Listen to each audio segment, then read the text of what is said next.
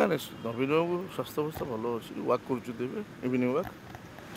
ଆଉ ବାକି ମୁଁ ବ୍ୟକ୍ତିଗତ ଆସିଥିଲି, ମୋର ରାଜନୈତିକ କିଛି କାର୍ଯ୍ୟକ୍ରମ ଥିଲା, ବିଶେଷ ଆମର ଗୋଟେ ବୁଥ୍ ଲିଷ୍ଟ ଗୋଟେ ଦରକାର ଆମର, ସେ ବାବଦରେ ଆଲୋଚନା କରିବାକୁ ଆସିଥିଲି, ଲିଷ୍ଟଟା ଦେବା ପାଇଁ ଆସିଥିଲି।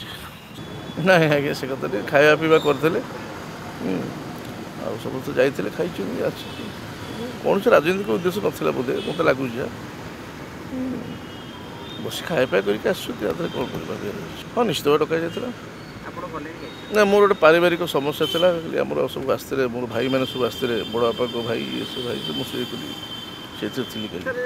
ମେଡ଼ି ଦେଖନ୍ତୁ ମେଡ଼ି ନୁହଁ, ଗୋଟେ ଭାଇଚାରାର କଥା, ଖାଇବା ପିଇବା ହେଇଛି, ସେ ଯାଇଛନ୍ତି, ତା ଦେହରେ ଭାବିବାର କ'ଣ ଅଛି, ସେମିତି କିଛି ନାହିଁ। ତାକୁ ଯଦି ଆପଣ କଦର୍ଥ କରିବେ କଥାଟା ଅଲଗା ଟାଇପ୍ର ହେବ।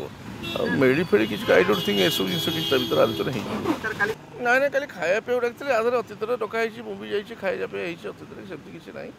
ୟୁଟିଲାଇଜ୍ କ'ଣ କରିବେ, ସିଏ ତାଙ୍କର ମନର କଥା କ'ଣ କହିଲେ, ଯାହା କାହା କହିଲେ ସେଇଟା ଅଲଗା କଥା। ବାକି ଖାଇବା ପିଇବାକୁ ଡାକନ୍ତି, ସେ ବରାବର ପ୍ରାୟ ଡାକନ୍ତି।